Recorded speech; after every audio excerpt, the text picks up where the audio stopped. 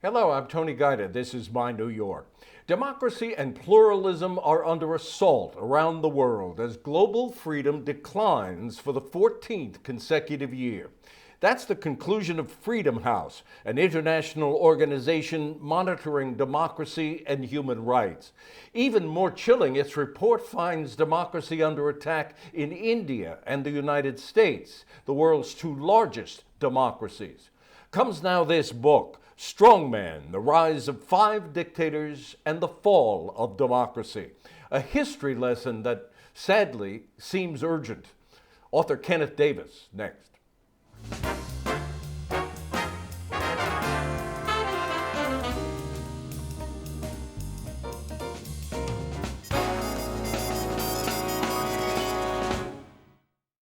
Ken Davis, nice to see you again. Welcome back. It's good to be with you, Tony. Thanks for having me. I think I should, for the sake of the viewers' understanding of our timing here, we are taping this 2 days, actually 36 hours after the first presidential debate. And I guess that's where my first question comes from. Democracy did not have a good night that night, did it? No, it's quite extraordinary, Tony, and thank you again for this opportunity. It's quite extraordinary. One of the first headlines that I saw coming out of the debates was really the assault on democracy that came out of the debates. The fact that the elected leader of the United States of America was essentially casting doubt on the process by which we've elected presidents in this country for more than 200 years. So that was a rather astonishing moment. And it brings to bear the fact that I have this new book out that talks about how quickly democracy has vanished throughout history. Well, and I want to get to some of the lessons that are in your book, but before we leave Mr. Trump, it's not only he's casting doubt, it seems to me, he's suggesting pretty openly, without saying it exactly, that he's just not going to accept the results of this election if it's not, if he's not reelected. No, he's cast doubt on the legitimacy of the process. He's cast doubt on whether he would accept the outcome. He's also created a situation in which there's an element of voter intimidation when you're talking about sending my people down to make sure that everyone who is voting is entitled to vote. That's what we call a chilling effect in history. And many people, especially members of the Black community in this country, know about the chilling effect of what it means to have election inspectors stand at the polling place and intimidating you. And it is capable and possible that that could suppress the vote. Look, one of the real lessons of history, I believe, is that we gained these rights, these freedoms, these liberties we have at enormous cost in blood, sweat, and tears. People have died so that we would have this sacred right to vote. And the suppression of votes, to me, is one of the most dangerous things that has happened in recent years.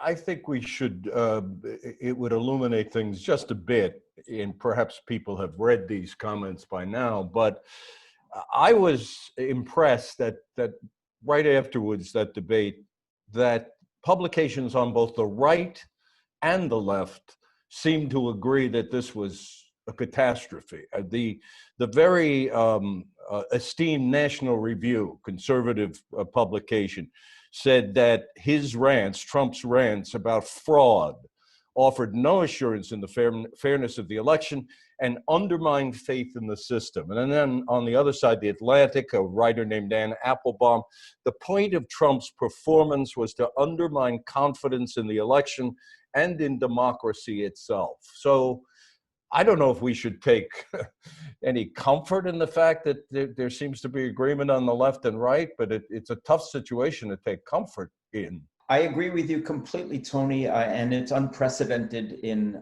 certainly you and I have been probably watching politics for about as long as each of us has been watching politics for as long as the other has.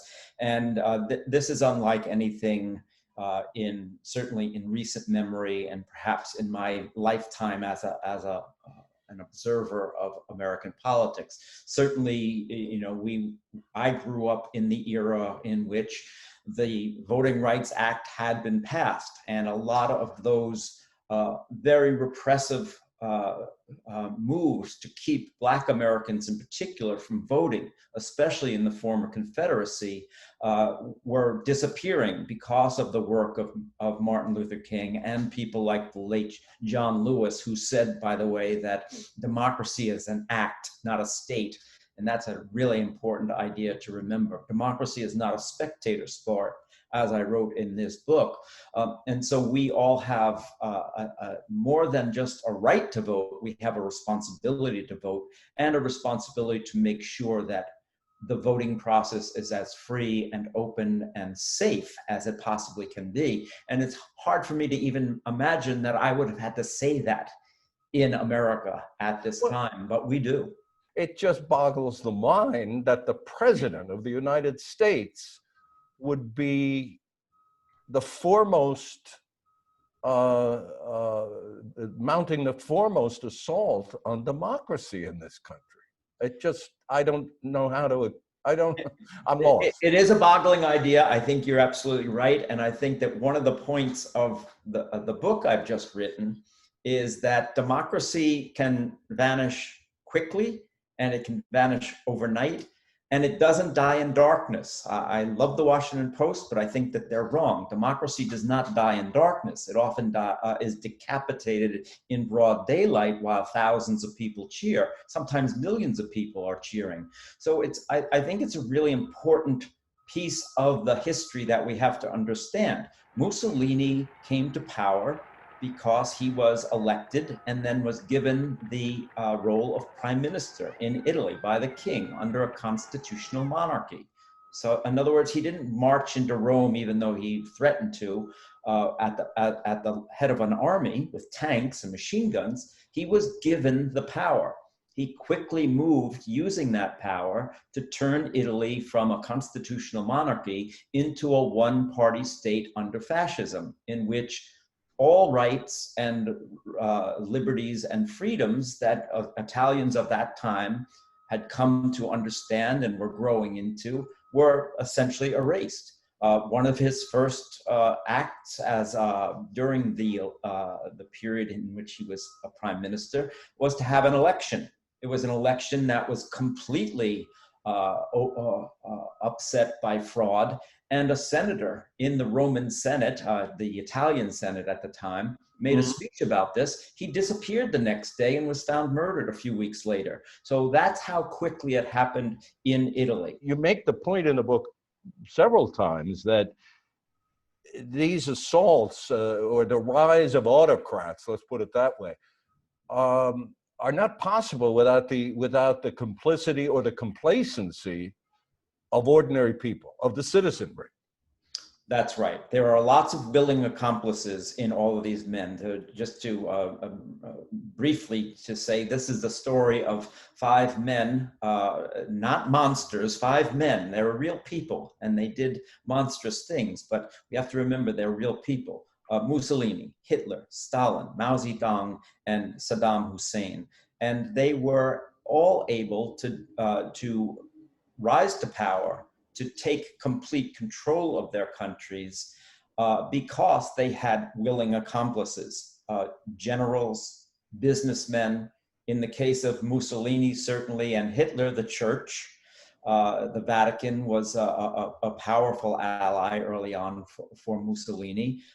Many Christians in Germany were very, very content to go along with Hitler. So this doesn't happen just because one man has these superpowers and takes over. This always happens with willing accomplices, and that's an important piece of the story. Businessmen, in some cases, certainly in Italy and Germany.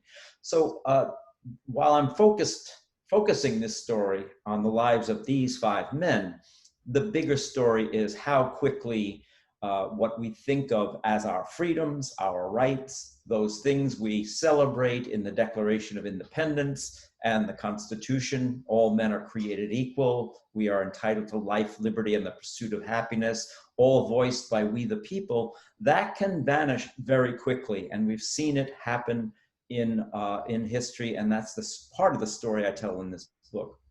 You also make the point, and obviously it's a corollary to what you're just now saying, that I think the way you phrase it is contemporary democracies actually create the conditions for strongmen, as you call them, dictators, to take power. Everything that I write about, certainly in the early chapters of this book, with the rise of Mussolini, Hitler, and Stalin in particular, but it also factors into the other two stories, was really the results of what happened in the months and years following World War I. Quick refresher course here. Of course, the war ended on November 11th, 1918.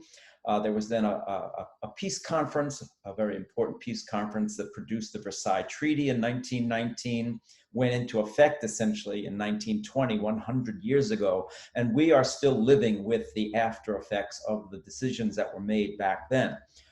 Specifically in this story, Mussolini, who was a veteran of World War I himself, he had been wounded very seriously in a training accident during World War I. He took the fact that Italy had been among the victors in the war, but got none of the spoils, as one of the complaints that he had, that Italy was being downtrodden by its supposed allies, and the fact that Italy didn't get territory, whereas some of the other victors in that war did.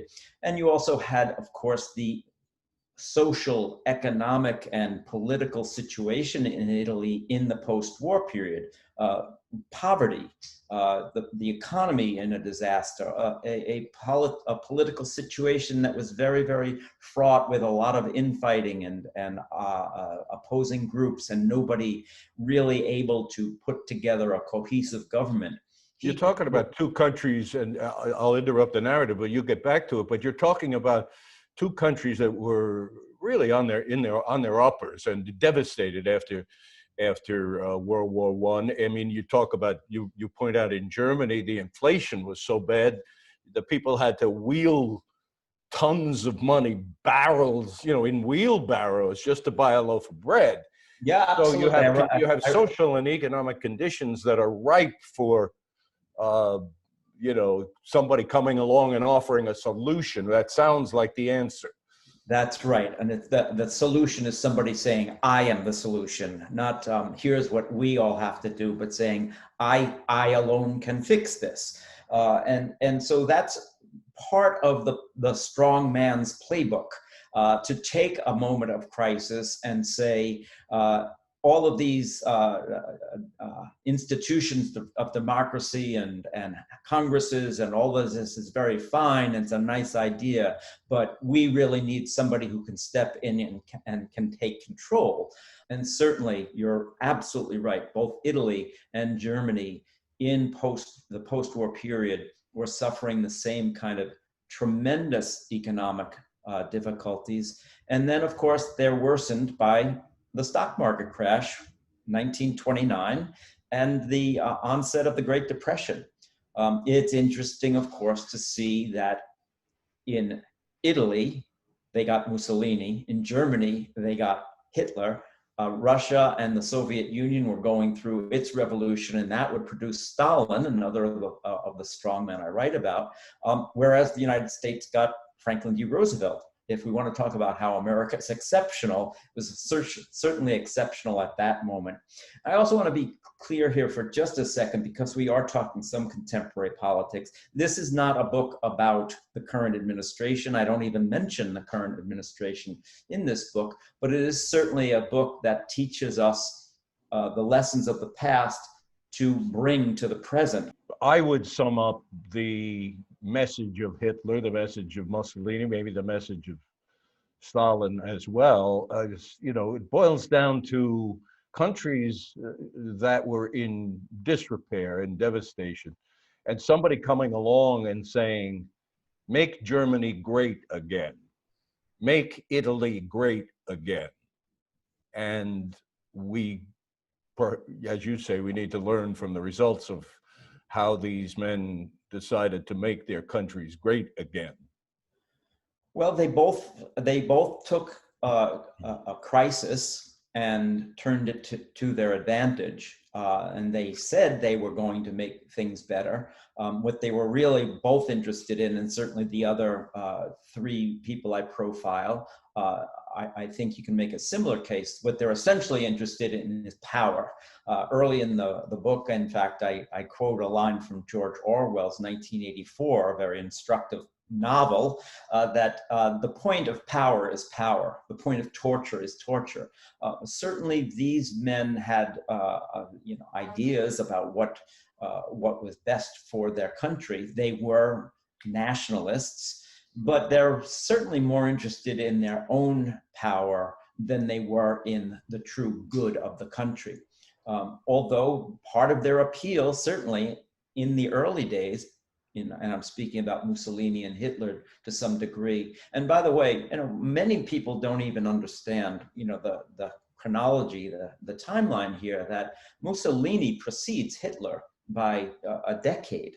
And Hitler was able to watch what Mussolini had done in Italy and replicated some of those things. He used the Mussolini strongman playbook to some respect. So that's why it's important to understand the connections between these people, especially in the case of Mussolini. I think many people who know anything about him see him maybe as a kind of second fiddle to Hitler, but he really was the model, the template for many of the things that Hitler did later. And that's why it's so important to understand his story and his place in history. But Mussolini was able to, put together great public works projects, as Hitler did. He said he was going to make the trains run on time. He builds a magnificent new train station in the center of Milan. It's still there if you go and visit Milan. And I hope that we can get back to visit Italy someday. It's been a long time since we were in Italy. But there in the center of Milan is really a memorial to Mussolini's fascist period. It was a train station that was built on a grand scale, and it included these symbols of ancient Rome, horses, giant figures, but also this symbol of the fasces. What is the fasces? It's essentially a bundle of rods bound together around an axe head. And this was a symbol, again, from ancient Rome. Mussolini understood the history that I'll take this symbol of ancient Rome, a symbol of power and leadership, and make that the symbol of my party, the fascist party, and this will become the symbol of Italy. So when you go and look at that train station today, you see the fasces. By the way, the fasces is a symbol that's been used in other places. So you can see it in the halls of Congress, for instance, in the House of Representatives. It's there. You can see it on George Washington's statue down by Wall Street and Federal Hall. And you can even see it on the chair that Abraham Lincoln sits in the Lincoln Memorial. So it was a symbol that was used in America in the 19th century as the Republic was being built. Once again, hearkening back to the idea that Rome was once a great republic, and we should see this as a symbol of the greatness that was Rome's republic. Interesting how one piece of symbolism is used by very, very different people. You talk about a playbook, Mussolini's playbook. I was interested in your book, part of Hitler's playbook he borrowed from us. The racial laws, the Nazi racial laws, were based, at least in part, on American laws that existed in the time. Virginia had a law about racial integrity and sterilization. We had the Chinese Exclusion Act. I mean, frankly, I guess I don't know my history as well as I should, but it's chilling to learn that Hitler based his, racial laws, at least partly, on ours. Well, long before he comes to power, when he writes his infamous book Mein Kampf, written while he was in prison, really dictated to someone else, he talked about how the United States had done such a very good job in terms of solving some of its racial problems. He was referring, first of all, to the decimation of the indigenous people, the Native Americans, but he was also pointing specifically to immigration laws that were existed in the United States, miscegenation laws. Miscegenation is a fancy word that essentially means intermarriage, mixed marriage. There were laws in many states that prohibited white people from marrying black people in this country. In fact, they did not get overturned until the 1960s in the famous case of Loving v. Virginia. All right, into the 1960s, you could not, in Virginia, have a mixed marriage. Many people do not know that story, and it's a really important piece of our history. So we like to have this kind of patriotic version of American history that's about the melting pot and people coming here and being welcomed and how this is a nation of rights. But we did have a long history of exclusionary policies, segregationist policies, Jim Crow laws that kept Black Americans from voting and being able to participate in the society freely. And Hitler admired those things. After World War I, for instance, we had the greatest degree of laws to keep many people from different parts of the world from coming into the country, including specifically people coming from Italy and Eastern Europe. These were people who were seen as dirty, dangerous, and diseased. The three things that we've always said through our history was true of immigrants. So, it's always a reflection when we talk about history. I'm not trying to tear the country down. I'm not trying to, say it's a terrible place, but we do have to acknowledge our past and understand the history if we want to do a better job. And that's all I'm really interested in doing. Making things better for everyone, which is supposedly what we say we're doing when we have a constitution that is dedicated to creating a more perfect union. We're lucky in this country.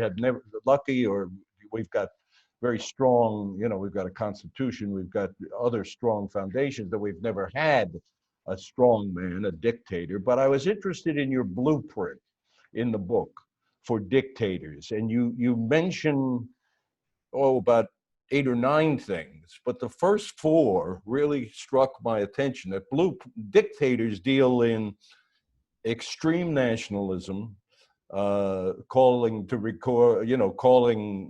on the country to restore its past greatness. They target a specific group, immigrants or other racial groups. They manipulate public opinion with fake news, and they make many calls for law and order. Sounds like somebody we know, even though I know your book, and I'm not trying to make your book about this administration, but those blueprints for dictators sound like somebody we know in Washington.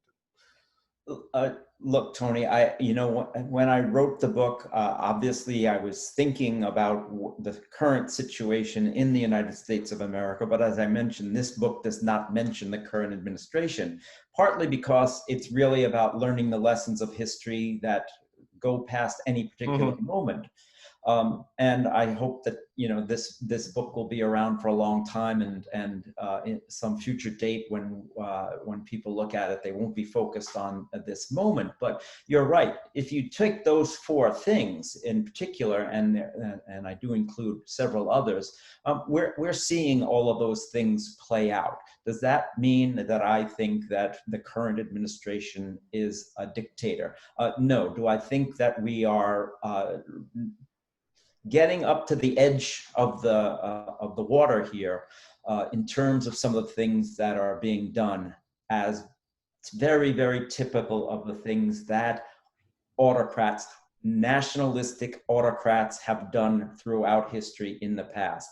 We can point very clearly to a man like Vladimir Putin as the perfect example of this in our time. And I have to step back and just say for a moment, I grew up, as you did, in a time when we did our duck and cover drills, that the Cold War was upon us. Mhm. Communism was the great fear. And then that all fell away in the 1990s, and we had this extraordinary moment where former dictatorships in communist Europe were falling away and becoming democracies. We had the end of apartheid in South Africa and a new era then. So we did have this moment where we thought that this is a new era. It lasted a very short amount of time, especially in Eastern Europe and in the former Soviet Union, where we've seen Vladimir Putin and then others in Hungary and Poland take their countries back from democracy towards the kind of authoritarian dictatorship that those countries were much more familiar with during the Cold War period. So this is, something that's not just about America, but it's global, but it certainly should concern us as Americans if we care about this democracy. Yeah. When the Constitution was drafted back in 1787, Benjamin Franklin comes out of the hall where he's meeting, and this might be an apocryphal story, but it's been around for a long time. And a woman says to him, "Well, Mr. Franklin, what do we have, a monarchy or a republic?" And he answers to her, "A republic, madam, if we can keep it." Good place to leave it, Ken. And the book is Strong Man, Rise of Five Dictators and the Fall of Democracy. Thank you. It's good to see you. It's a great pleasure to talk to you. It's a really important issue, and I really am grateful for the chance to talk about it. Thanks so much, Tony. All right, Ken. You take care. You too. Be safe.